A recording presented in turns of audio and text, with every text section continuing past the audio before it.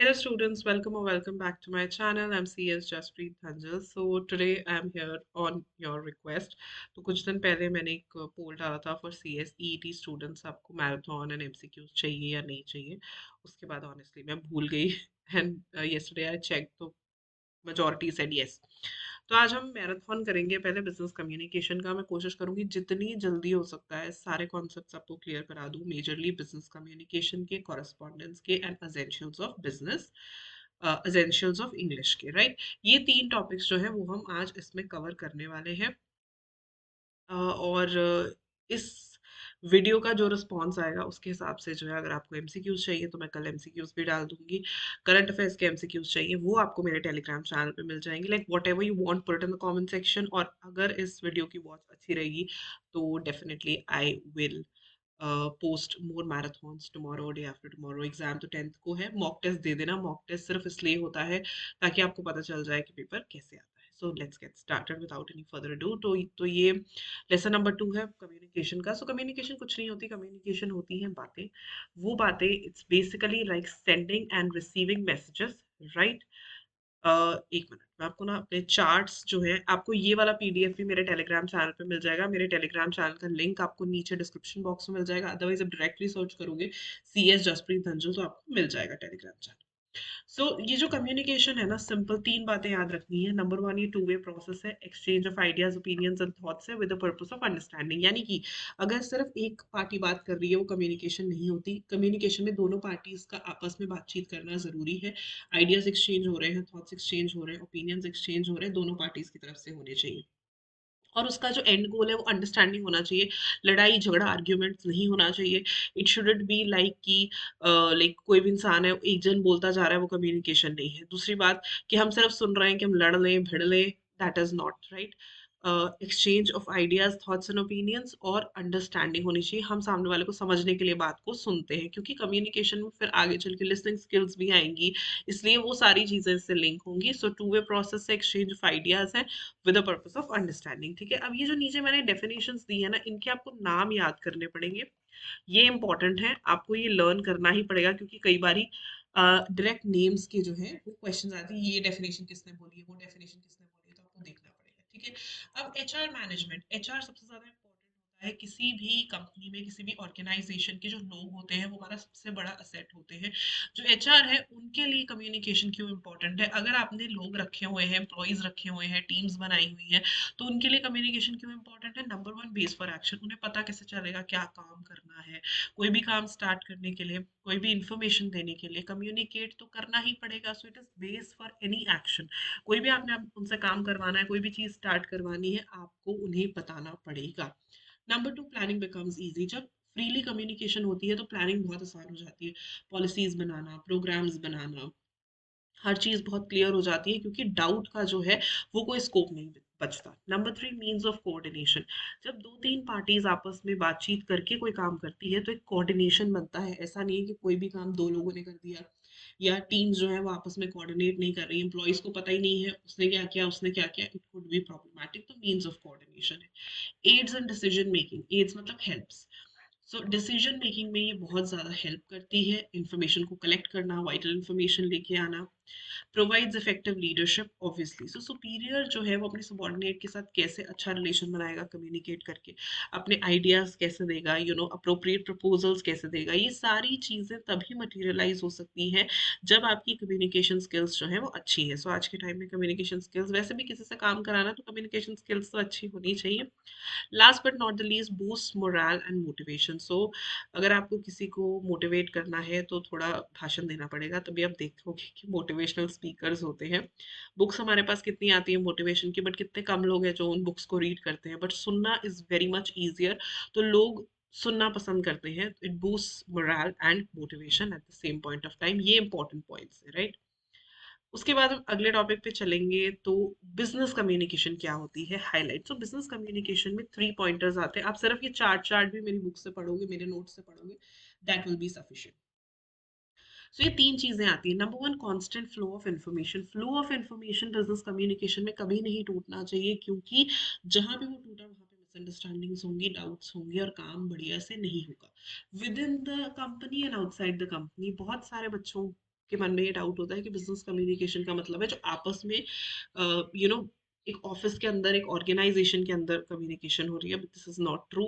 Business communication का मतलब है विद इन एंड आउटसाइड दोनों। विद इन में जहाँ पे हमारे एम्प्लॉयज आ जाते हैं, यू you नो हमारी मैनेजमेंट आ जाती है जिनके साथ हम कम्युनिकेट करते हैं, वैसे ही आउटसाइड में हमारे शेयर होल्डर्स आ जाते हैं, हमारे स्टेक होल्डर्स आ जाते हैं, वो फाइनेंशियल इंस्टीट्यूशंस आ जाती हैं जिनसे हम लोन लेते हैं, गवर्नमेंट आ जाती है। तो बेसिकली बिजनेस कम्युनिकेशन दोनों में ही एस्टैब्लिश होता है, विद इन द कंपनी भी होता है एंड आउटसाइड द कंपनी भी होता है, तो दोनों के लिए ये रेलेवेंट है। अगेन ये डेफिनेशंस आ गई। अब ये इतनी इंपॉर्टेंट क्यों है, क्या ज़रूरत क्या है? ज़रूरत ये है, it increases the productivity. Productivity से क्या होता है? Team work. नीचे भी अगर आप देखोगे मैंने एक एक दो दो वर्ड्स में यहाँ पे एक्सप्लेन किया है पॉइंट्स में। इंक्रीजेस प्रोडक्टिविटी, टीम वर्क बढ़ता है, ट्रस्टवर्दी एनवायरनमेंट बनता है, कोऑपरेशन होती है और गलतियों का स्कोप कम होता है। प्रोडक्टिविटी का मतलब क्या होता है कि अगर कोई काम हो रहा है तो उसमें गलतियां कम से कम हो रही है, हमारा उसमें से जो बेनिफिट है, इफेक्टिवनेस है, वो बहुत ज़्यादा निकल के आ रही है। तो प्रोडक्टिविटी बहुत ज़्यादा बढ़ती है अगर आपकी ऑर्गेनाइजेशन में बिजनेस कम्युनिकेशन बहुत ज़्यादा है। बिजनेस कम्युनिकेशन बेहतर होगी तो definitely it increases your customers, customers कह लो, क्लाइंट्स कह लो, whatever you can say. तो ये दोनों तरफ काम करता है, attracting new customers also and retaining new customers also. Attracting new customers में आते हैं पीआर कैंपेन्स, जैसे कि इन्फ्लुएंसर्स होते हैं, आपने देखा होगा वो नॉर्मली अपना सामान दिखाते वक्त कहते हैं ना हमें पीआर आया है। What is that? It's public relations campaign, ठीक है। तो पीआर जो होता है वो नए कस्टमर्स को अट्रैक्ट करने के लिए होता है। आजकल पीआर कैंपेन्स भी लगाए जाते हैं ताकि नए नए कस्टमर्स आए और हमारा प्रोडक्ट जो है वो ट्राई करें। दूसरी चीज़ होती है रिटेनिंग, रिटेनिंग एग्जिस्टिंग कस्टमर्स होना चाहिए यहाँ पे, न्यू नहीं एग्जिस्टिंग। सो जितना हमें न्यू क्लाइंट्स या न्यू कस्टमर्स को अट्रैक्ट करना ज़रूरी है, उतना ही उन्हें भी रिटेन करना ज़रूरी है जो ऑलरेडी हमारे साथ जुड़े हुए हैं।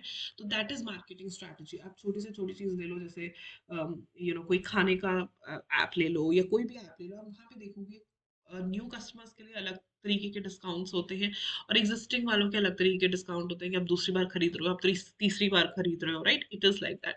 तो इट इंक्रीजेस the customers और clientele. The third thing is increases business partnerships. अगर आपकी कम्युनिकेशन अच्छी है तो बाहर के लोगों के साथ भी आपका बॉन्ड अच्छा होगा, आपकी इमेज अच्छी होगी, और जब आप लोगों से पार्टनरशिप्स जो है वो बेहतर होगी, चाहे वो एक्सटर्नल हमारे क्लाइंट्स हैं, चाहे वो हमारे वेंडर्स हैं। हम नॉर्मली एक चीज कहते हैं कम्युनिकेशन में, तभी मैंने बोला ना टू वे प्रोसेस है।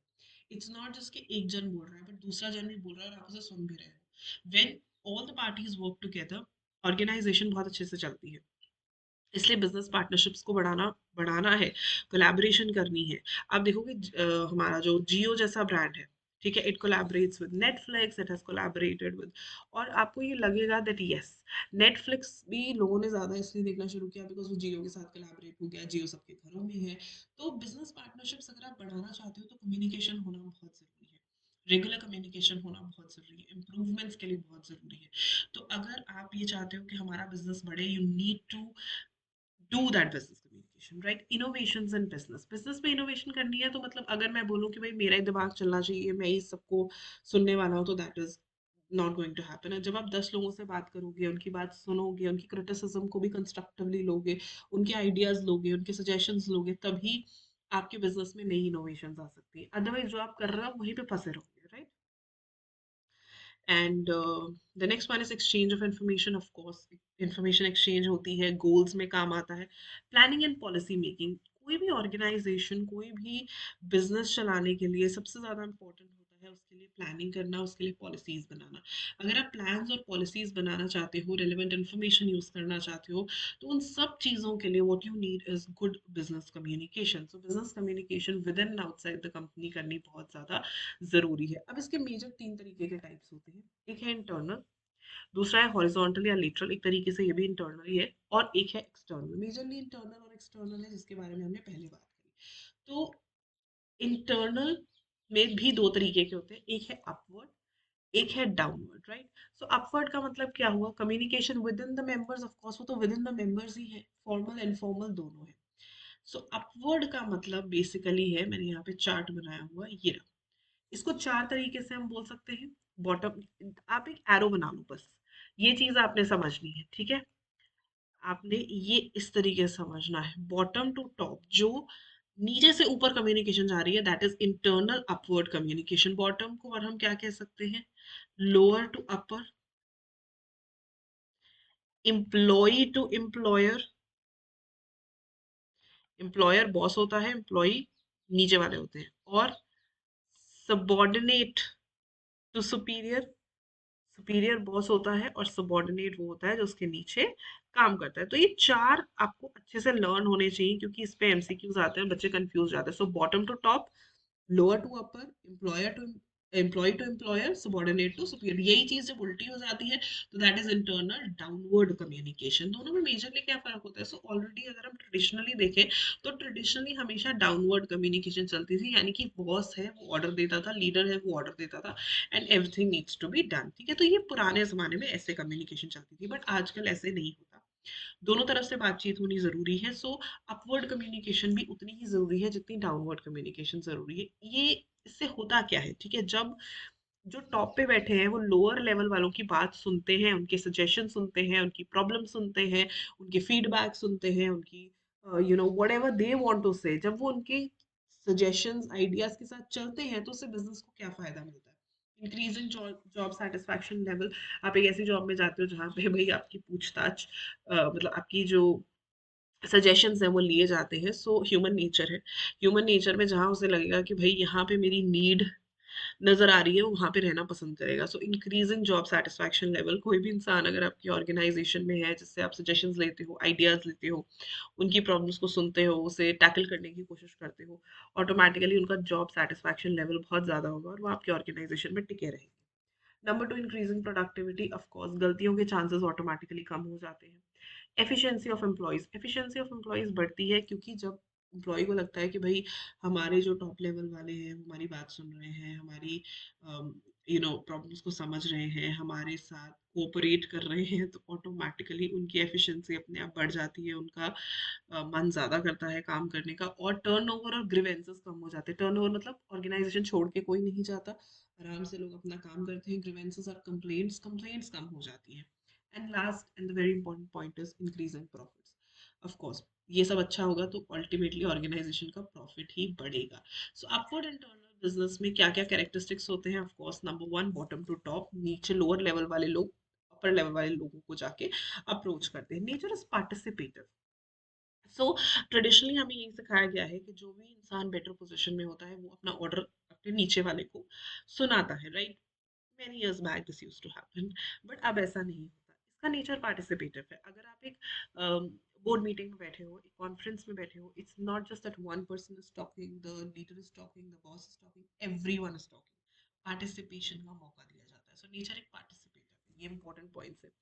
इसमें क्या-क्या चीज़ें आती हैं? टाइमली फीडबैक देना, सजेशंस देना, रिक्वेस्ट करना, या किसी भी इश्यू या कंसर्न को एस्केलेट करना कि हमसे नहीं सॉल्व हो रहा तो टॉप लेवल मैनेजमेंट को बोलो। And last is lower to upper. First और लास्ट बिल्कुल सेम है, सिर्फ नेचर जो है ये इंपॉर्टेंट फैक्टर है, ये आपने याद रखना है कि इसका नेचर पार्टिसिपेटिव होता है। वहीं पे अगर हम डाउनवर्ड की तरफ जाते हैं तो हम देखेंगे ये वो ट्रेडिशनल काइंड ऑफ कम्युनिकेशन है जो हमेशा से होती आई है, जहाँ पे बॉस जो है वो लोअर लेवल के जो एम्प्लॉयज हैं या अपने सबॉर्डिनेट्स हैं या उन्हें बताता है। So top to bottom and flow is from upper to lower. इसका नेचर डायरेक्टिव है। डायरेक्टिव मतलब डायरेक्शंस देना, ऑर्डर देना कि ऐसा करना है, ऐसा करना है, ऐसा करना है। जहाँ पे वहां पे हमने क्या डिस्कस किया था कि उसका नेचर पार्टिसिपेटिव है, लोअर लेवल को पार्टिसिपेट करने का मौका देना। इसका नेचर डायरेक्टिव है, यानी कि डायरेक्शंस देना, ऑर्डर करना, ये चीज ऐसे करनी है, ये चीज ऐसे करनी है। और जो communicate, it communicates organization objectives, plans, इसमें सब कुछ है। इसमें जो भी टॉप लेवल मैनेजमेंट ने चीजें डिस्कस करी हैं, जो भी टॉप लेवल मैनेजमेंट ने एक प्लान बनाया है, पॉलिसी बनाई है, इंस्ट्रक्शंस है, वो सारी चीजें सबॉर्डिनेट को बताते हैं, वो इस पॉइंट में आता है, right? So it is important like that. उसके बाद आता है हॉरिजॉन्टल। बहुत सिंपल है, एक चीज याद रखना, अपवर्ड ऐसे जाता है, डाउनवर्ड ऐसे आता है, हॉरिजॉन्टल या लेटरल ऐसा होता है। अगर आपको ये याद रहेगा, आप किसी भी, ये है इंटरनल अपवर्ड कम्युनिकेशन, ये है इंटरनल डाउनवर्ड कम्युनिकेशन, और ये है horizontal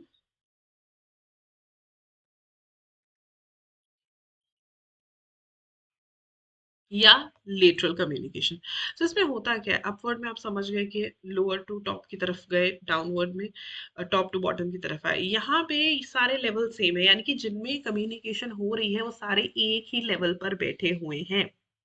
it deals with same ranks या इक्वल हायरार्की लेवल, जैसे कि सारे मैनेजर्स हैं, सारे बॉसेस हैं, सारे डिपार्टमेंटल हेड्स हैं। यहाँ पे कम्युनिकेशन होती है ज़्यादातर म्यूचुअल कोऑपरेशन और म्यूचुअल हेल्प के लिए। तो सिमिलर या same rank, equal hierarchy level यहाँ पर काम करता है। अपवर्ड और डाउनवर्ड में हमेशा दो तरीके के रैंक्स हैं, दो तरीके की हायरार्की जो है वो काम करती है, एक अपवर्ड है एक लोअर है, ठीक है। लेकिन हॉरिजॉन्टल या लेटरल में जितने भी लोग इन्वॉल्व हैं वो सारे एक ही लेवल पर बैठे हैं। उन सबका जो स्टेटस है काम करने में वो बिल्कुल सेम है, और वो आपस में इसलिए बात कर रहे हैं ताकि वो कोऑपरेट कर सके और म्यूचुअली एक दूसरे को हेल्प कर सके, right? So this is how it goes, and then comes external. External is essentially very very important. पहले external को इतना important नहीं समझा जाता, बट अब जब पैसा बाहर से आ रहा है, चाहे वो हमारे कस्टमर्स हैं, चाहे वो हमारे शेयर होल्डर्स हैं, सप्लायर्स हैं, पार्टनर्स हैं, या रेगुलेटरी बॉडीज हैं, it is very very important कि उनसे भी कम्युनिकेट किया जाए। आपकी फीडबैक्स लिए जाते हैं, सप्लायर से पूछा जाता है, पार्टनर से पूछा जाता है, ताकि आप अपने काम को अच्छा कर सको, ठीक है। इससे फायदा क्या होता है? इससे फायदा होता है आपकी इमेज अच्छी होती है, गुडविल एंड ओवरऑल परफॉर्मेंस बहुत ज़्यादा अच्छी होती है bye achieving goal and customer satisfaction. तो दो चीज़ें याद रखनी है जो मेजरली टाइप्स ऑफ कम्युनिकेशन में आप देखोगे। एक होती है इंटरनल कम्युनिकेशन, और एक मेजरली जो दो टाइप्स हैं उसमें एक है इंटरनल कम्युनिकेशन और एक है एक्सटर्नल कम्युनिकेशन। अगर हमें ये जानना हो कि दोनों में के इम्पोर्टेंस में, दोनों लेवल्स पर अगर हमें सेटिस्फेक्शन चेक करनी है, तो जो इंटरनल कम्युनिकेशन है उसमें होती है एम्प्लॉयज की सेटिस्फैक्शन, एम्प्लॉयज, या मैं ये बोलूँ जॉब सेटिस्फैक्शन लेवल जो है वो बढ़ता है। उससे क्या होता है, आपका जो ह्यूमन रिसोर्स है, आपके जो एम्प्लॉयज हैं वो कहीं नहीं जाते और आपकी ऑर्गेनाइजेशन बहुत अच्छे से चलती है। But on the same hand अगर हम एक्सटर्नल की बात करें, so it is more towards customer satisfaction, ठीक है। ये ज्यादातर जो है ये कस्टमर सेटिस्फैक्शन की बात करता है, ठीक है। तो यहाँ तक आई होप आपको अच्छे से समझ आ गया होगा। अब आती है प्रोसेस ऑफ कम्युनिकेशन। तो प्रोसेस ऑफ कम्युनिकेशन सबसे पहले आता है सेंडर, ठीक है। सबसे पहला जो पर्सन है वो है सेंडर, जो कम्युनिकेशन इनिशिएट करता है, मैसेज को एनकोड करता है। एनकोड का मतलब होता है मैसेज को बनाता है, और फर्स्ट पर्सन होता है और नॉर्मली रिस्पॉन्सिबल होता है for transmission of the correct information, ठीक है। सही इन्फॉर्मेशन को आगे ले जाने के लिए जिम्मेदार होता है। एनकोड करना, फिर मैसेज एनकोड किया जाता है, यानी कि मैसेज बनाया जाता है, जो कि सेकेंड एलिमेंट है कम्युनिकेशन का। जब मैसेज बनाया जाता है तो क्या चीजें होती है, सो एनकोड कौन करता है? सेंडर, और फिर उसे डिकोड कौन करता है? रिसीवर। तो मैसेज बनाते वक्त सेंडर के दिमाग में क्या क्या चीजें होती है? वर्ड्स के थ्रू मैसेज जाना चाहिए, या सिंबल्स होने चाहिए, या बॉडी लैंग्वेज होनी चाहिए, या साइंस होने चाहिए, या जेस्चर्स होने चाहिए। जब आप किसी को मैसेज भेजते हो तो सोचते हो ना कि बोल के मैसेज करें या बोलें, या सिंबल्स हो, या सिर्फ बॉडी लैंग्वेज से सामने वाले को दिखाना है कि भाई हमें तुम्हारी ये बात पसंद नहीं है। साइंस है, जेस्चर्स है, ये सारी चीजें कौन सोचता है? सेंडर, यानी कि जिसने मैसेज आगे कम्युनिकेट करना है वो ये सारी चीजें सोचता है, ठीक है। मैसेज जब भी जिस भी तरीके से एनकोड होकर के जाता है, कोई भी मैसेज जो आपके एंड से आगे जा रहा है उसमें क्या क्या चीजें नॉर्मली दिखती हैं? आपका परसेप्शन कैसा है, ठीक है। परसेप्शन मतलब आपकी बिलीव्स कैसी है, ठीक है। आपका बैकग्राउंड कैसा है, ठीक है। आपकी कॉम्पिटेंसीज कितनी है, that would be shown through कि आपने कोई भी मैसेज मान लो वर्बल दे दिया, बट एक्चुअली वो इन वर्ड्स देना चाहिए था, रिटन में देना चाहिए था। तो आपकी कॉम्पिटेंसीज कितनी है, आपकी स्किल्स कितनी है, और किसी भी टॉपिक पे आपकी नॉलेज कितनी है। तो आपके एंड से जाने वाला जो भी मैसेज है, specially when we are talking about business communication, तो उससे ये सारी चीजों को डिकोड किया जाएगा, ठीक है। मैसेज किसी भी तरीके से हो सकता है, ओरल हो सकता है, रिटन हो सकता है, वर्बल हो सकता है, ग्राफ फॉर्म में हो सकता है, ऑर्गेनाइजेशन का ग्रोथ कितना हुआ है, डाउनफॉल कितना हुआ, ग्राफ्स में आपने दिखा दिया। It could be simply gestures, आपने किसी से हाथ मिलाया, किसी से नहीं मिलाया, how you are giving message to the other person, वो हमेशा अलग ही होता है। साइंस हो सकते हैं, आपका मूड भी हो सकता है, और साउंड भी हो सकता है। तो इस तरीके से आप मैसेज दे सकते हो। कम्युनिकेशन चैनल होता है मीडियम, यानी कि किस चीज के थ्रू जो है आपने मैसेज देना है, अपने फोन पे देना है, अपने ईमेल पे देना है, अपने लीगल नोटिस भेज के देना है, तो that is completely on you.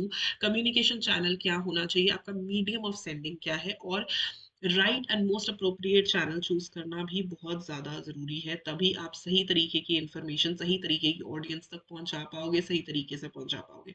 Then comes receiver, ये वो इंसान है अब जिसे मैसेज मिलना है, ठीक है। रिसीवर वो होता है जो मैसेज को डिकोड करता है। ऑफ कोर्स मैसेज का इंटेंशन क्या है, वो इंटेंशन था कि वो रिसीवर तक पहुंचे। अब रिसीवर जो है अपनी नॉलेज को यूज करके मैसेज को डिकोड करेगा। अब डिकोडिंग क्या होती है? डिकोडिंग होती है इंटरप्रिटेशन। बेसिकली डिकोडिंग होता है इंटरप्रिटेशन। हम, एक इंसान ए ने बी को क्या मैसेज सेंड किया, किस इंटेंशन से सेंड किया, तभी बोला ना बहुत सारी चीजें जरूरी है कि आपका चैनल कैसा है, आपका, आप जब किसी को मैसेज दे रहे हो उससे भी सामने वाला ये चीजें डिकोड करता है या समझता है कि आपका बैकग्राउंड क्या है, आपका परसेप्शन क्या है, और उसी के हिसाब से जो रिसीवर है वो मैसेज को इंटरप्रेट करेगा, ठीक है, करेक्ट तरीके से इंटरप्रेट करेगा। और सबसे इंपॉर्टेंट कम्युनिकेशन का स्टेप होता है फीडबैक, क्योंकि कम्युनिकेशन जैसे मैंने आपको शुरू में बताया था टू वे प्रोसेस है। इसका मतलब ये नहीं है कि एक पार्टी बोलती जा रही है बट दूसरी पार्टी भी फीडबैक देगी, वो भी। सो अल्टीमेटली जब सेंडर के पास मैसेज पहुंच जाएगा तो वो अपना फीडबैक देगा और तभी कम्युनिकेशन जो है वो कंप्लीट होगी। तो ये फाइनल स्टेप है, मोस्ट इंपॉर्टेंट स्टेप है, और इसी के होने से मैसेज की एफिकेसी भी बढ़ जाएगी। तो ये चीजें आपने याद रखनी। अब दो चीजें आती है, methods and means of communication. Book में अलग अलग दे रखा है, मैंने एक ही उसमें क्लब कर दिया है। सबसे पहले आती है वर्बल कम्युनिकेशन। मेथड्स क्या हो सकते हैं और मीन्स क्या हो सकते हैं? मेथड्स एक तरह के से तरीके हैं कि वर्बल क्या होता है, और मीन्स होते हैं कैसे आप वो चीजें कर सकते हो। जैसे कि वर्बल में यूज ऑफ लैंग्वेज आता है, साइन लैंग्वेज, एक्टिव लिसनिंग, तीनों चीजें आती हैं। वर्बल इज मोर लाइक आप लैंग्वेज का इस्तेमाल करते हो। वैसे वर्बल रिटर्न ओरल दोनों होता है, बट यहाँ पे वर्बल हम ज्यादातर स्पीकिंग को लेते हैं, ठीक है। तो अगर आपने बोल के कोई मैसेज देना है या साइन लैंग्वेज के थ्रू देना है, या एक्टिव लिसनिंग की बहुत ज्यादा जरूरत है, आप डायरेक्ट फेस टू फेस दे सकते हो, फोन पे दे सकते हो, एफएम रेडियो पे दे सकते हो। अब यहाँ पे पॉइंट क्या है, ये वो कॉन्फिडेंशियल इन्फॉर्मेशन है जो देने के लिए आप प्रेफर करते हो कि ना तो इसे लिखा जाए ना किसी चीज के थ्रू हो, it should be more like the face to face communication, ठीक है। तो वो हो गई वर्बल। नॉन वर्बल होती है जहाँ पे हम लैंग्वेज का इस्तेमाल नहीं करते, ठीक है। जैसे हमने वर्बल में बोला था कि लैंग्वेज का इस्तेमाल हो रहा है, नॉन वर्बल में हम लैंग्वेज का इस्तेमाल नहीं करते, हम जेस्चर्स का इस्तेमाल करते हैं, ठीक है, फेशियल एक्सप्रेशंस का इस्तेमाल करते हैं, नॉन वर्बल क्यूज का इस्तेमाल करते हैं, ठीक है। आपका बॉडी जेस्चर कैसा है, या कोई भी इंसान है उसका उसकी ड्रेसिंग कैसी है, वो ड्रेसअप कैसा है, डांस, ड्रामा, थ्रिलर, किस तरीके से, आपकी बॉडी जेस्चर्स, आपकी बॉडी लैंग्वेज भी सामने वाले को जो है बहुत सारी यू नो देती है, चांसेस देती है टू अंडरस्टैंड, और आप मैसेज उनके थ्रू भी कन्वे कर सकते हो। जरूरी नहीं होती हर टाइम पे आपको लैंग्वेज यूज करने की जरूरत है, ठीक है। फिर आता है written media, which is the most important communication in business communication. बोलने वाली जो है, वर्बल वाली जो है, वो हमेशा हम तब यूज करते हैं जब बातें कॉन्फिडेंशियल है, हम उन्हें पेपर पे या मैसेज में नहीं डालना चाहते, कल को हम प्रॉब्लम में लैंड अप कर जाएंगे। बट रिटर्न इज समथिंग, पहली बात, अगर आप खुद को बचाना चाहते हो, put everything right in the return mode, कि कल को हम फंसे ना। दूसरी चीज ये होती है, जो भी इंपॉर्टेंट डॉक्यूमेंटेशन है वो सारी रिटर्न होती है। तो इसमें प्रिंट और डिजिटल मीडिया दोनों चीजें आती है, सिर्फ हाथ से लिखा हुआ रिटर्न नहीं है, प्रिंट भी आता है, डिजिटल भी आता है। इसमें message sending, proposals, post cards, internet web writings, जो ब्लॉग्स वगैरह होते हैं, वो सब रिटर्न कम्युनिकेशन है जो रिटर्न फॉर्म में आपको मिलती है। और दूसरा सबसे इंपॉर्टेंट होता है विजुअल कम्युनिकेशन। विजुअल कम्युनिकेशन ज़्यादातर इमेजेस के थ्रू आती है, ग्राफिक्स के थ्रू आती है, और visual communication is normally combined with written and verbal communication to make it better, ठीक है। जैसे आप प्रेजेंटेशन दे रहे हो और आपको कोई चीज़ दिखानी है, कोई ग्रोथ दिखानी है, कोई कुछ कुछ भी चीज़ प्रूव करनी है, बजाय कि आप उसे एक रिटन फॉर्मेट में करो, जब आप ग्राफ्स बना दोगे, जब आप पिक्चर्स ऐड कर दोगे, तो अटेंशन ज़्यादा बढ़ती है। स्टैट्स हो गए, डाटा हो गए, ग्राफ्स हो गए, पिक्टोरियल प्रेजेंटेशन हो गई, ये सारी इसमें कवर अप होती है, ठीक है। उसके बाद आती है चॉइसेस। अब मोड्स ऑफ कम्युनिकेशन की कौन सा मोड हमें चूज करना चाहिए, ठीक है। Starting with the first one, verbal. Verbal में हमने क्या देखा था कि लैंग्वेज का इस्तेमाल किया जाता है, और ज्यादातर हम इसको स्पीकिंग फॉर्म में ही देखते हैं, जबकि वर्बल में इट्स वो भी आता है, रिटर्न भी आता है, बट यहाँ पे हम ज्यादातर उसे स्पीकिंग फॉर्म में देखते हैं। मोटिवेटिंग एबिलिटी, मैंने शुरुआत में भी आपको ये चीज बताई थी कि आप हमेशा देखोगे कि मोटिवेशनल स्पीकर्स होते हैं, ठीक है। आपने बहुत कम सुना होगा कि मोटिवेशनल राइटर्स, हालांकि होती हैं, बुक्स होती हैं, बट बुक्स पढ़ते बहुत कम लोग हैं। तो अगर आपको किसी को ऑन द स्पॉट और फटाफट से मोटिवेट करना है, तो वर्बल कम्युनिकेशन में जाओ, नंबर वन। नंबर टू, जो मैंने आपको वहां भी बताया था, पर्सनल या कॉन्फिडेंशियल। अगर आपको दो तीन लोगों को कोई बात बतानी है, या वन टू फ्यू में जाना है, ठीक है, बहुत ज्यादा जनता को नहीं बतानी, सिर्फ अपने डिपार्टमेंट में बतानी है, कुछ चीज़ पर्सनल है, कॉन्फिडेंशियल है, go for verbal communication.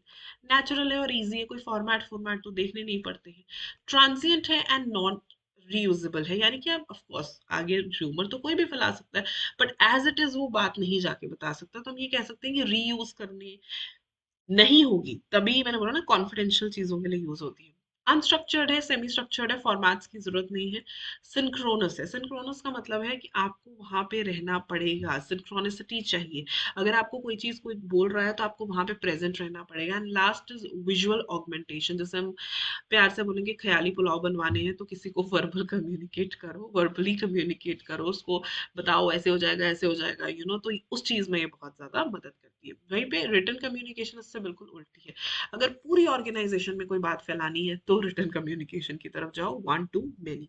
Structured होती है, एक स्ट्रक्चर रहता है बराबर से, ये चीज़ ऐसे होगी, ये चीज़ ऐसे होगी। एसिंक्रोनस है, एसिंक्रोनस का मतलब है, मान लो कि किसी बच्चे ने मुझे सेशन बुक करने के लिए मेल करी और अभी इस वक्त बैठ के मैं वीडियो रिकॉर्ड कर रही हूँ, इट्स ओके, राइट। मुझे ये नहीं है कि मुझे इसी टाइम पे अटेंड करना है उसको, मैं उसको बाद में भी चेक कर सकती हूँ, बाद में भी रिप्लाई कर सकती हूँ। ऑन द अदर हैंड अभी थोड़ी देर पहले फोन बजा था, तो I had to stop the video and I had to take the call. So verbal communication में सिंक्रोनिसिटी की जरूरत होती है, रिटन कम्युनिकेशन में एसिंक्रोनस भी हो सकता है। सो रिटन कम्युनिकेशन हम साइड बाय साइड भी कर सकते हैं, वर्क इन पैरेलल, जैसे मैंने आपको बोला। रैंडम एक्सेस पैटर्न है, मैं उसे कभी भी एक्सेस कर सकती हूँ, मैं उसे कभी भी रेफरेंस में यूज कर सकती हूँ और रेफर कर सकती हूँ। सो रिटन कम्युनिकेशन में ये दोनों चीजें बहुत रेलिवेंट है, रेफरेंसेबल एंड रेफरेबल, ठीक है, जो वर्बल में नहीं होती। अगर आपको बिना नोट्स के पढ़ाया जा रहा है, सिर्फ वर्बल कम्युनिकेशन हो रही है, थोड़ी देर बाद आप उसे भूल जाओगे, ठीक है। तो मतलब उसके लिए फिर रेफरेंस के लिए और रेफर करने के लिए आपको हमेशा रिटन कम्युनिकेशन की जरूरत है। और सबसे इंपॉर्टेंट बात, ड्यूरेबिलिटी। आज ऑर्गेनाइजेशन में क्या हो रहा है, वैसे तो ज़्यादा 10 दिन बाद भी नहीं कोई याद रखेगा, लेकिन फिर भी साल बाद, 2 साल बाद, हाउ वुड यू नो कि उस दिन क्या हुआ था? उसके लिए रिटन कम्युनिकेशन की ज़रूरत है। लेकिन आज के टाइम में नीड है हाइब्रिड कम्युनिकेशन की, ना तो अकेले रिटन से काम चलता है, ना वर्बल से काम चलता है। हाइब्रिड यानी कि रिटन भी होती है और वर्बल भी होती है, जैसे अभी हम लोग कर रहे हैं। यहाँ पे रिटन कम्युनिकेशन भी है आपके पास और वर्बल भी है। Why do we need both of it? क्योंकि जो इन्फॉर्मेशन शेयर हो रही है, नंबर वन वो कॉम्प्लेक्स है, और नंबर टू से डिस्कशन की जरूरत है। जस्ट इमेजिन मैं आपको नोट्स दे दूँ, ये पढ़ लो, आपको मुश्किल लगेगा, ठीक है। या बिना नोट्स के मैं ऐसे ही हवा में पढ़ा रही हूँ, आपको वो भी मुश्किल लगेगा। सो हाइब्रिड आजकल जो चीजें चल रही है कि रिटर्न भी और वर्बल भी बहुत जरूरी है, कॉम्प्लेक्स इन्फॉर्मेशन के लिए एंड डिस्कशन के लिए। और सबसे इंपॉर्टेंट और रेलिवेंट होती है साइलेंट कम्युनिकेशन, जहाँ पे कोई भी इंफॉर्मेशन ट्रांसफर नहीं होती। क्या ऐसी भी कम्युनिकेशन होती है? हाँ, कोई आपसे कुछ बहुत ही कॉन्फिडेंशियल पूछता है तो आप चुप हो जाओ, मत दो कम्युनिकेशन, मत दो इन्फॉर्मेशन, नहीं देनी, चुप हो जाओ, तो दैट इज साइलेंट कम्युनिकेशन। अब यहाँ पे सबसे बड़ी चीज आती है कि कौन सा मोड सबसे अच्छा है। मोड जो है वो हम कैसे चूज करते हैं, उसमें सबसे बड़ा चैलेंज होता है टाइम का। आपको अपने बॉस ने बोला कि ये चीज आपने अपनी डिपार्टमेंट को बता देनी है, अब ये आपके ऊपर है कि आप उसे रिटर्न में दोगे या आप उसे वर्बली बताओगे। उसमें सबसे बड़ा पॉइंटर है टाइम। कितनी जल्दी आपने चीजों को डिसाइड करना है, कि कितनी जल्दी I have to tell the our organization की ये करना है, वो करना है। और इसका सोल्यूशन कुछ नहीं है, इसका सोल्यूशन है एक्सपीरियंस, ठीक है। हो सकता है शुरुआत में आपसे गलतियां हो, कोई बात जो रिटर्न में देनी चाहिए थी वो आपने ओरल में बता दी, तो इसका सोल्यूशन होता है एक्सपीरियंस। इंसान ओवर द पीरियड या एक्सपीरियंस के साथ सीखता है कि इस बात को आपको रिटर्न वे में कम्युनिकेट करना चाहिए और इस बात को वर्बली ही बोल दो, ठीक है। तो इट इज लाइक दैट। तो ये दो चीजें यहाँ पे सॉर्ट हो गई। ये कुछ एग्जांपल्स हैं जो आपने फॉलो कर लेनी है, ठीक है। अब आता है सबसे important point, communication networks, very very important topic. इसमें क्या है, ये वर्टिकल सर्किट, चेन, व्हील और स्टार है, ध्यान से देखना। ये कम्युनिकेशन नेटवर्क्स हैं जो बनते हैं। सबसे पहले आता है वर्टिकल नेटवर्क, जो हम अभी पढ़ के आए हैं, अपवर्ड एंड डाउनवर्ड कम्युनिकेशन। तो जब भी एक पर्सन दूसरे पर्सन को वर्टिकल पैटर्न में, वर्टिकल ऐसा होता है, ये वाला जो डायग्राम्स है ना, अगर नेटवर्क की डायग्राम्स आपको याद है, it would be easier for you.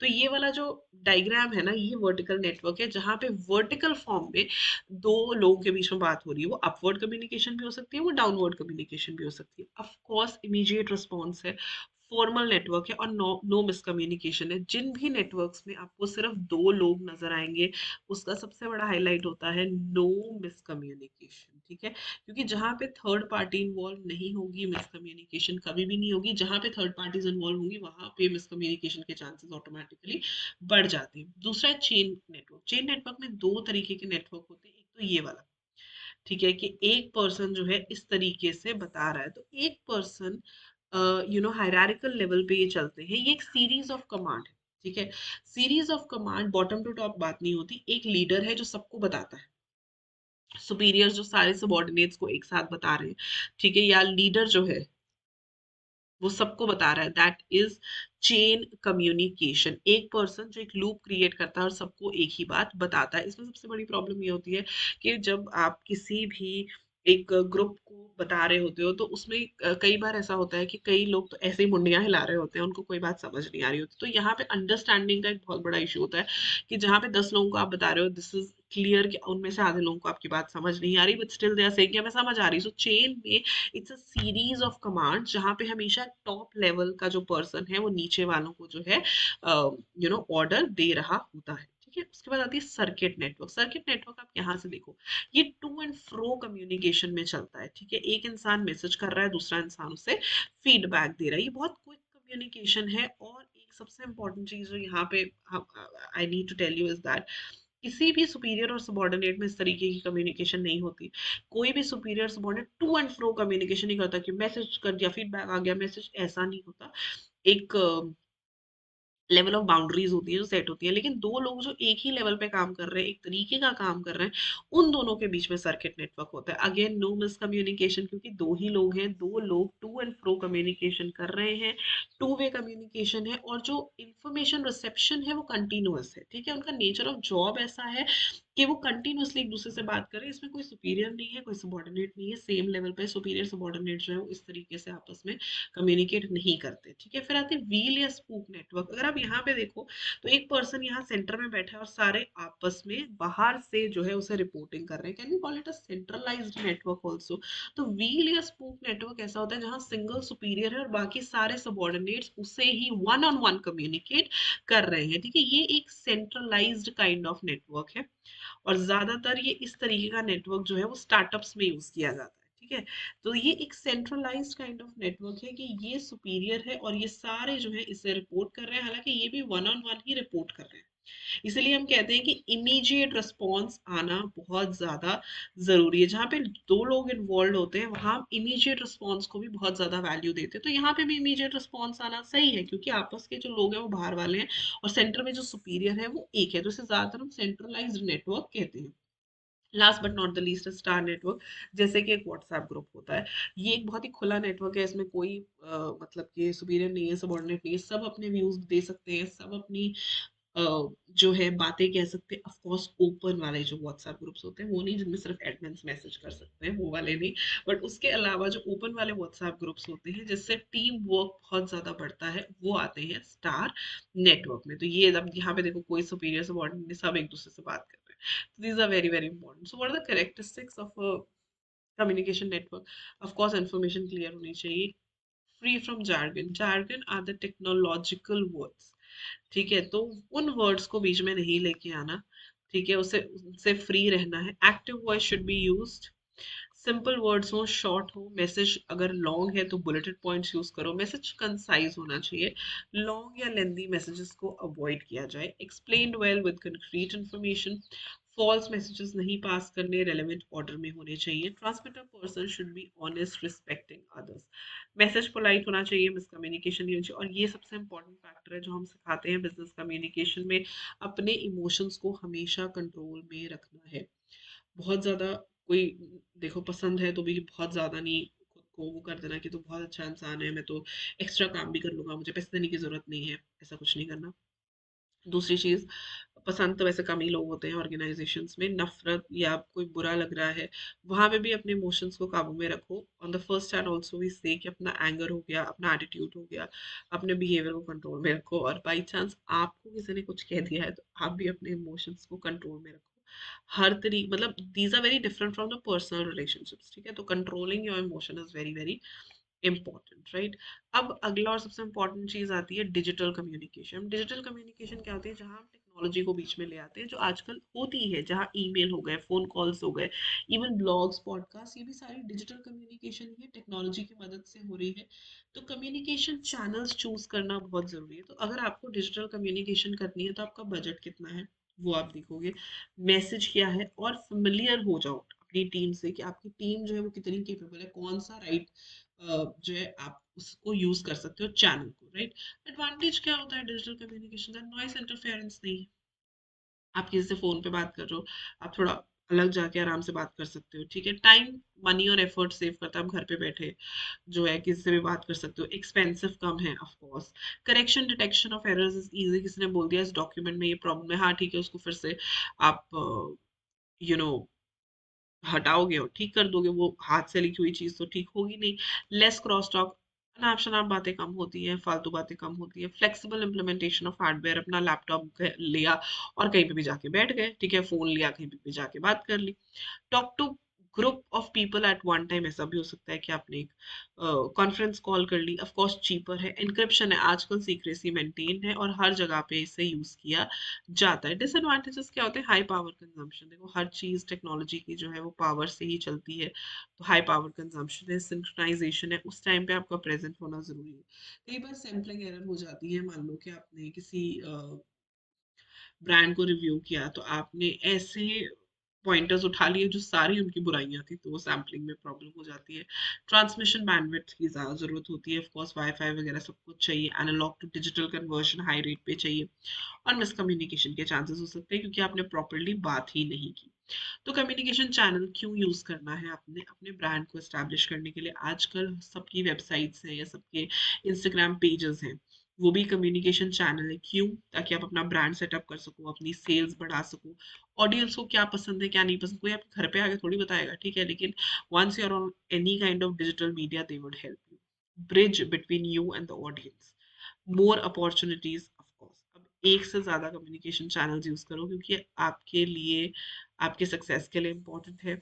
Audience her platform पे है और सारे कस्टमर्स के आंसर्स जो है वो आप दे पाओगे, right. Topic is outline strategies. तो जब भी आप डिजिटल कम्युनिकेशन में जाते हो, यू डोंट वर्क लाइक कि जैसे जो इन्फ्लुएंसर्स होते हैं या जो डिजिटल कम्युनिटी जैसे हम लोग हैं फॉर एग्जांपल, ठीक है, तो how we are planning our schedules on social media, उसके लिए नंबर वन हम रिसर्च करते हैं, ठीक है, कि what kind of audience do we have और क्या चीज़ों की ज़रूरत है। Number two, identify your persona. Persona is the ideal customer, जिसको क्या चीज़ की ज़रूरत है, जिसके हिसाब से आउटलाइन स्ट्रैटेजीज बनाई जाती है, यानी कि कैलेंडर सेट होते हैं। एसेंशियल डिजिटल कम्युनिकेशन चैनल्स कौन से हैं? Number one is definitely social media, email marketing, blogs हो गए। जैसे अब व्लॉग्स होते हैं, जो वीडियोस होती हैं वो व्लॉग फॉर्म में होती है तो व्लॉग्स कहते हैं। ब्लॉग्स रिटर्न वालों को हम कहते हैं। वेबसाइट्स हो गई। एक्सटर्नल कंप्लेंट चैनल्स भी होते हैं। Phone calls, in person and customer service. In person मतलब जैसे हम ऑडियो कॉल्स, वीडियो कॉल्स वगैरह करते हैं, वो इन पर्सन मिलना नहीं। तो ये वो एसेंशियल डिजिटल कम्युनिकेशन चैनल्स हैं जो आज के टाइम में ऑलमोस्ट हर बिजनेस यूज कर रहा है। मतलब businesses are not working just like that, but they are taking all the help of the digital media platforms, ठीक है। उसके बाद बारी आती है लिसनिंग स्किल्स की। ये सबसे इंपॉर्टेंट और मजेदार टॉपिक है। तो जो लिसनिंग स्किल्स होती हैं वो क्यों जरूरी होती हैं कम्युनिकेशन में? जैसे मैंने आपको बोला फीडबैक बहुत जरूरी है, तो कम्युनिकेशन में ये चीज देखना कि सामने वाला बंदा आपको सुन भी रहा है या नहीं इज वेरी वेरी इंपॉर्टेंट। क्यों जरूरी होती है किसी की बातें सुनना? For building relationships and learning new skills. अगर आप पर्सनल या प्रोफेशनल रिलेशनशिप भी किसी से अच्छी तरीके से बनाना चाहते हो तो उनकी बात आपको सुननी पड़ेगी, समझनी पड़ेगी। तो लिसनिंग स्किल जरूरी है। दूसरी चीज, आज जैसे मैं यहाँ पे बोल रही हूँ, अगर आप मुझे ध्यान से नहीं सुनोगे तो आप कोई भी नया स्किल नहीं सीख सकते हो। तो रिलेशन बनाने के लिए और नए स्किल्स के लिए आपको लिसनिंग स्किल्स रखनी पड़ेगी। चार तरीके की लिसनिंग स्किल्स होती हैं। पहली होती है deep, then full, then critical and therapeutic. ध्यान से इसको सुनना। डीप होती है जहां पे सामने वाला अपना पर्सपेक्टिव या अपना मैसेज हम तक पहुंचाता है, राइट। डीप और थेरेप्यूटिक में नॉर्मली बच्चे कंफ्यूज हो जाते हैं। Deep is somewhat like TEDx talks, जोश टॉक्स, वो जो होती है वो डीप कॉन्वर्जेशन होती है जहाँ पे हमें ऐसा लगने लग जाता है कि भाई ये तो हमारी स्टोरी सुना रहे हैं और हम सामने वाले के साथ, और नहीं भी स्टोरी मैच कर रही होती तो भी हम सामने वाले के साथ रोने लग जाते हैं क्योंकि हम सामने वाले का पर्सपेक्टिव सुन रहे होते हैं, हम उसके मैसेज पे ध्यान दे रहे होते हैं, और ये बोलो कि हम इतना खो जाते हैं उनकी बातों में कि we start crying with them. हमें लगता है ये चीज हमारे साथ ही हो रही है। बट यहाँ पे क्या होता है कि सामने वाला अपना एक पर्सपेक्टिव हमें दिखा रहा है, ठीक है। इसमें ऐसा नहीं है what is right what is wrong, it's just the perspective that they are showing us. इसमें हम जैसे वो ड्रामे भी होते हैं, पाकिस्तानी ड्रामे और बहुत सारी चीजें होती हैं जिनमें हम इससे खो जाते हैं, तो इतने ध्यान से हम उनको सुनने लग जाते हैं कि हमको ऐसा लगता है कि this is like our story. अब ये हम बिजनेस में लगाएं तो अपने कस्टमर्स की प्रॉब्लम्स, अपने एम्प्लॉयज की, अपने जो हमारे साथ काम करते हैं को वर्कर्स की, क्लाइंट्स को, जब हम ध्यान से उनको सुनते हैं, हम उनके साथ एक अच्छा ट्रस्ट क्रिएट करते हैं, एक अच्छा बॉन्ड क्रिएट करते हैं, तो डीप लिसनिंग उस चीज के लिए हमें मदद करती है। और सामने वाले का मैसेज है, सामने वाले की पर्सपेक्टिव को सुनते हैं, that is deep listening. Number two is full listening. जैसे लेक्चर्स होते हैं, अभी यहाँ पे बैठ के जैसे आप सुन रहे हो, तो आप मेरी पूरी बात सुनोगे, अगर आप मेरी पूरी बात नहीं सुनोगे तो वहां पे जाके कोई ना कोई कंसेप्शन मिसअंडरस्टैंडिंग हो जाएगी। तो फुल लिसनिंग होती है जहां हमें सामने वाले की इमोशन से, मैसेज से कोई लेना देना नहीं है, जो कि डीप में इमोशन सबसे ज्यादा हाईलाइटेड होते हैं। फुल में कुछ नहीं है, हमारे घर पे कुछ भी हो रहा है, but when we are teaching तो हम ऐसा आपको पूरी तरीके की इन्फॉर्मेशन दे रहे हैं, वैसे ही आप भी उसी तरीके से सुनोगे। आपके घर में क्या हो रहा है, आपकी लाइफ में क्या हो रहा है, that does not matter, but जब आप सुन रहे हो आपको ये है कि भाई हमें फुल इन्फॉर्मेशन लेनी है, हमें पूरी तरीके से सुनना है। Then critical listening. Critical listening होती है कोर्ट्स में, जहाँ पे आर्ग्यूमेंट्स होती है, जहाँ पे सामने वाला आपको सुनता है आपकी गलती पकड़ने के लिए। नॉर्मली जब क्रॉस होता है, तो कोर्ट में क्रॉस कब होता है, जब आपने एक रिटर्न में बयान दिया होता है, फिर उस रिटर्न बयान का क्रॉस होता है कि भाई मैच किया जाता है कि जो आपने लिखा है वो एक्चुअली आपके साथ हुआ है या नहीं हुआ है। तो वहां पे सामने वाला जो बंदा है वो आपको पकड़ लेता है कि भाई आपने यहाँ पे गलत चीज बोली थी, यहाँ पे। तो दैट इज क्रिटिकल लिसनिंग, यानी कि सामने वाले को सुनना, उसकी गलती पकड़ने के लिए आर्ग्यूमेंट्स में यूज किया जाता है, कोर्ट्स में यूज किया जाता है, या नॉर्मल स्कूल कॉलेजेस में बोले तो डिबेट्स या डिक्लेमेशन में यूज किया जाता है। Last is therapeutic. Therapeutic listening deep listening से इसलिए अलग होती है क्योंकि थेरेप्यूटिक लिसनिंग एक तरीके की इंटीमेट लिसनिंग होती है, जहाँ पे कोई भी इंसान थेरेपिस्ट के पास जाके, काउंसलर्स के पास जाके अपने पर्सनल इश्यूज को बताते हैं। डीप लिसनिंग में कोई अपने पर्सनल इश्यूज नहीं बताता, या वो बताता भी है तो अपने पर्सपेक्टिव से बताता है। थेरेप्यूटिक लिसनिंग में कोई अपना पर्सपेक्टिव नहीं बताता, अपनी प्रॉब्लम्स बताता है, दिस हैपेंड। और ये मेडिकल तरीके से भी हो सकता है। और जो थेरेप्यूटिक लिसनिंग है ना, वो इस तरीके से होती है कि आपको नॉन जजमेंटल तरीके से जो है सुना जाता है, आपकी प्रॉब्लम को रिजॉल्व करने के लिए। जो डॉक्टर्स भी होते हैं, जो काउंसलर्स होते हैं, for example I give one on one session, तो मैं वहां पे ये नहीं बच्चे को बोलती अच्छा तुम्हारे इतने अटेम्प्ट हो गए, क्यों अटेम्प्ट इतने हो गए, no, I am just there to listen to you and solve your problem, right. तो काउंसलिंग करना, या जो डॉक्टर्स होते हैं, जो थेरेपिस्ट होते हैं, वहां पे आप अपनी प्रॉब्लम्स को एकदम खुल के बताते हो, अपने चैलेंजेस को खुल के बताते हो, अपनी इमोशनल सिचुएशंस को खुल के बताते हो, और सामने वाला इंसान उसे सॉल्व करने की कोशिश करता है। तो इन सारी चीजों को याद रखना। प्रैक्टिस। अब आप कैसे अच्छी लिसनिंग स्किल्स बना सकते हो, अपनी डिस्ट्रैक्शंस लिमिट करो। जब कोई बोल रहा है तो फोन सब सब छोड़ के उसकी बात को सुनो। Practice objectivity. ऑब्जेक्टिविटी का मतलब है आप किसी के पास पढ़ने गए और आपने पहले ही सुन लिया अपने किसी फ्रेंड से, उसने बोला कि यार ये तो पहले ही बुराई पढ़ाते हैं, तो आप एक जजमेंट के साथ गए हो। आप जब किसी को सुनते हो तो जजमेंट के बिना सुना करो। ऐसे सोचो कि भाई हमने ये नहीं सोचना कि वो इंसान अच्छा है बुरा है, आप उसे सुनो तो सही, न्यूट्रल होकर सुनो। That is practicing objectivity. Reflect करो, किसी ने ऐसा क्यों कहा, सोचो, रिफ्लेक्ट करो, क्लैरिफाई करो, कोई बात नहीं समझ आ रही पूछ लो, समराइज करो। अगर सामने वाले ने आपको कोई चीज बोली है तो उसको एक बार अच्छा मतलब ये कहना चाहते हो, ये समराइज करो। बॉडी लैंग्वेज का इस्तेमाल करो। सामने वाले को ऐसा लगना चाहिए कि आप उसकी बात को सुन रहे हो। शेयर करो, पूरी अटेंशन दो, कॉन्वर्जेशन करने की कोशिश करो, मीनिंगफुल क्वेश्चंस पूछो सामने वाले से, और जो भी प्रीवियस इन्फॉर्मेशन है उसे रिकॉल करो। ठीक है। अब बैरियर्स क्या होते हैं नॉर्मली इफेक्टिव लिसनिंग में? बैरियर्स क्या क्या आते हैं? सबसे पहले आते हैं फिजिकल बैरियर्स। फिजिकल बैरियर्स जैसे कि नॉइस हो गया, शोर शराबा हो रहा है, हमें नहीं सुन रहा, या कोई ऑब्स्ट्रक्शन हो गई, या कोई दूर से आपको आवाजें लगा रहा है, नहीं सुन रहा, तो ये फिजिकल बैरियर्स हैं, कम्युनिकेशन में नहीं सुनाई दिया। दूसरा है इमोशनल बैरियर्स। इमोशनल बैरियर्स, आप बहुत ज्यादा एक्साइटेड हो, या बहुत ज़्यादा गुस्से में हो, या बहुत ज़्यादा अपसेट हो। नॉर्मली जब आप इमोशनली किसी भी चीज़ के ऊपर हाई होते हो, चाहे वो आपकी खुशी है, चाहे वो आपका दुख है, चाहे वो आपका गुस्सा है, आप सामने वाले की बात कभी भी ठीक से नहीं सुनते। It it must have happened with most of us, जहाँ हम ऐसे हो जाते हैं कि अच्छा आप बहुत ज़्यादा खुश थे, आपने किसी बात को कुछ और ही इंटरप्रेट कर लिया, या बहुत ज़्यादा गुस्सा थे तो आपको ऐसा था, अच्छा ये तो मेरे अगेंस्ट ही है क्योंकि हम गुस्से में हैं। इमोशनल और साइकोलॉजिकल बैरियर्स में बच्चे नॉर्मली कंफ्यूज होते हैं। साइकोलॉजिकल बैरियर्स होते हैं थॉट नॉट फीलिंग्स, और इमोशनल बैरियर्स होते हैं हमारी फीलिंग्स, यानी कि हमें कैसा लग रहा है, विच इज वेरी टेम्पररी। आप खुश होगे, थोड़ी देर के लिए खुश होगे, उसके बाद नॉर्मल हो जाओगे। ठीक है। थॉट्स नॉट फीलिंग्स होते हैं, साइकोलॉजिकली ही आप बने हुए हो, आपकी सोच ही वैसी है। ठीक है। आपकी सोच ही मतलब क्या बोलूं, आपकी सोच ही बेकार है। ठीक है। नॉर्मली हम, फॉर एग्जाम्पल हम किसी पे गुस्सा है, तो जब हम इमोशनल होंगे हम गलत चीजें बोलेंगे, हम गलत चीजें इमेजिन करेंगे, कह भी देंगे। ठीक है। बट नॉर्मल सिचुएशन में हमें लगेगा कि यार छोड़ो यार क्यों करना, लेकिन जो इंसान जिसका साइकोलॉजिकल प्रॉब्लम है, जिसकी सोच ही बेकार है, तो वो इंसान क्या करेगा, उसको आप जितना भी समझा लो अपनी सोच को चेंज नहीं करेगा। So you can say emotional barriers are something very temporary and psychological barriers are something very permanent. तो वो थॉट्स होती हैं, आपकी फीलिंग्स नहीं। कल्चरल बैरियर्स, यू नो, आपका रिलीजन आपको क्या सिखाता है, एथनिसिटी क्या है, ट्रेडिशंस क्या है, कई बार वो चीज़ें भी होती हैं। हर कल्चर में अलग अलग चीज़ों को अलग अलग इंटरप्रेट किया जाता है। लैंग्वेज बैरियर्स, मैं पंजाबी में बोलूँ आपको समझना है प्रॉब्लम।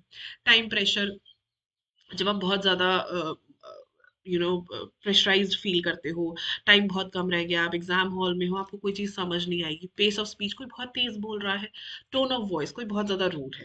जैसे मेरे लिए आई फील कि जिसका टोन अच्छा नहीं है उसकी बात मुझे वैसे नहीं अच्छी लगती, राइट। इंटरप्शंस, कोई बार बार इंटरप्ट कर रहा है, इन्फॉर्मेशन ओवरलोड, हद से ज़्यादा इन्फॉर्मेशन आप सुन रहे हो, आपको चीज़ें समझ आनी बंद हो जाएंगी। या बाइसनेस, ठीक है, ये तो है ही बुरा, ये तो है ही अच्छा, दोनों तरफ ही नुकसान होता है। नॉन वर्बल साइंस, अब ये तो थोड़े वर्बल साइंस हो गए, लेकिन काम के दौरान हमें कैसे पता चलेगा कि ये पर्सन जो है वो इंटरेस्टेड नहीं है। वो बार बार अपने फोन पे देख रहा है, ठीक है, playing with something in the desk, yawning, उबासियां ले रहा है, drumming the fingers, pacing around the room, या कोई चेकलिस्ट है, किसी और से बात कर रहा है, राइट। और वर्बल साइंस होते हैं यानी कि किसी से आप लैंग्वेज में बात कर रहे हो, तो वो इंसान जब मैसेज करते हुए या बोलते वक्त आपको सही से रिप्लाई ना देके करने लग जाए, मतलब अब वो आपकी बात नहीं सुन रहा। हम कैसे इन लिसनिंग बैरियर्स को ओवरकम कर सकते हैं? बहुत ही सिंपल चीज़ है, ध्यान से सुनना। डिस्ट्रैक्शंस को, ये सिमिलर है, डिस्ट्रैक्शंस को मिनिमाइज करो, प्रायोरिटाइज लिसनिंग ओवर स्पीकिंग, मतलब ये नहीं कि मैं ही बोल दूं, पहले सुनो दूसरे की बात। आउटसाइड नॉइस को कम करो, रिफ्लेक्ट करो इंस्टेड ऑफ डिफ्लेक्टिंग, यानी कि बहुत सारे लोग जब आपकी कोई बात सुनते हैं, दे आर मोर लाइक अच्छा इसके साथ ये हुआ, ऐसा हुआ, ऐसा हुआ, बट दे शुड रिफ्लेक्ट कि ऐसा क्यों बोला किसी ने, ठीक है, आपको रिफ्लेक्ट करना चाहिए। सामने वाले इंसान ने ऐसा बोला तो क्यों बोला, क्वेश्चंस पूछो, नहीं कोई बात समझ आ रही, और पूरी बात सुनो। अपनी सलाह देने से पहले, जैसे कि मोस्ट ऑफ द रिश्तेदार होते हैं अपनी सलाह देने बैठ जाते हैं, पहले सामने वाले की बात सुन लो। And the same goes with communication barriers. Communication barrier में अगेन साइकोलॉजिकल बैरियर्स, सोच, ठीक है, physical barrier same, noise, obstruction and all. Physiological barriers, अब फिजियोलॉजिकल बैरियर्स क्या होते हैं, फिजिकल कंडीशंस। मान लो रिसीवर की फिजिकल कंडीशन ठीक नहीं है, उन्हें नहीं सुनाई देता, वो नहीं बोल पा रहे, those are the physiological barriers. Psychological barrier दिमाग के होते हैं, फिजियोलॉजिकल बैरियर्स फिजिकल कंडीशन के होते हैं। Language barriers, attitudinal barriers, attitudinal barriers mostly होते हैं, पुअर मैनेजमेंट है, या पर्सनालिटी कॉन्फ्लिक्ट्स हैं, या बैटल ऑफ टू चेंज है। कई लोग होते हैं उनके एटीट्यूड में बड़ी प्रॉब्लम है भाई, उनको तुम समझा रहे हो कि नहीं ये चीज ऐसे नहीं, ऐसे करो, they are not ready to understand it. या उनको तुम चेंज करने, उनको ऐसा लगता है कि नहीं ये तो हमारा एटीट्यूड, हम तो ऐसे ही हैं, एक तो मूवीज के डायलॉग होते हैं, तो इट इज लाइक दैट। और हम इन्हें कैसे ओवरकम कर सकते हैं? लैंग्वेज, मैसेज और टोन बिवेयर रखो। आप मैनेजमेंट में बात कर रहे हो, आप एक क्लर्क से बात कर रहे हो, आप एक गार्ड से बात कर रहे हो, आपको पता होना चाहिए कि क्या लैंग्वेज आप यूज करनी है कि सामने वाले को आपकी बात समझ आ जाए, ठीक है। दूसरों से पूछ लो कम्युनिकेट करने से पहले। रिसीवर का नीड समझो फिर कम्युनिकेट करो। If I am coming up and teaching you of C S exe, it will not help. जो रिसीवर का नीड है वही उसे बताओ। कंसिस्टेंसी ऑफ मैसेज आपका कंसिस्टेंट होना चाहिए। फॉलो अप कम्युनिकेशन जरूर रखो and make sure to receive proper feedback, ठीक है। तो यहाँ पे हम खत्म करते हैं कम्युनिकेशन का टॉपिक, एंड यही वाला जो लेक्चर है आई विल पुट अप। सो अगर आपको लगता है कि ये लेक्चर यूजफुल है, डू कमेंट बिलो। मैं कल जो है business correspondence and essentials of English के लेक्चर्स भी के मैराथन्स भी डाल दूंगी। और अगर आपको सिर्फ एमसीक्यूज चाहिए, you can also put that, मैं वो एमसीक्यूज भी जो है आई मेक अ वीडियो और send them to you on Telegram, जैसे भी आपको कन्वीनियंट लगे। So make sure that you are commenting below and बताना कि आपको ये यूजफुल लगा या नहीं। ये वाला जो नोट्स है ये भी आपको मेरे टेलीग्राम चैनल पे मिल जाएंगे। Thank you so much, I hope it is useful. और चैनल को सब्सक्राइब कर लो बिकॉज अब आप एग्जी में जाने वाले हो, और टेलीग्राम चैनल को सब्सक्राइब कर लो क्योंकि जो जितनी भी इन्फॉर्मेशन होती है वो एग्जी और प्रोफेशनल के लिए बहुत रेलिवेंट होती है। सो make sure you do that also. I will see you super soon another video. Stay happy, stay blessed, और जो भी रिक्वायरमेंट है सी सेट की मुझे बता दीजिएगा। Thank you, bye bye.